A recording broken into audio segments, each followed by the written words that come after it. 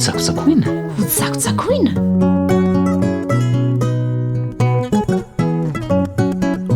dia ny atsipoan'ny manam-panahy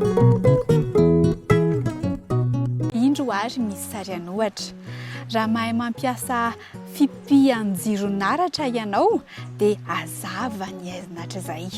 indraindray anefa laim-panahy kitikitika ianao ka voakambanao tsy satry ny kofehy sy tarby tsy tokony hifampiditra nanjary nisy tselatra ka mainy tananao raha mbola mifangiditra dia angamba ho toy izao tselatselan-trafo sy afo be mandoro ho toy ny kotro-baratra hipoaka sy ampikoro sahala amin'izany ny fitiavana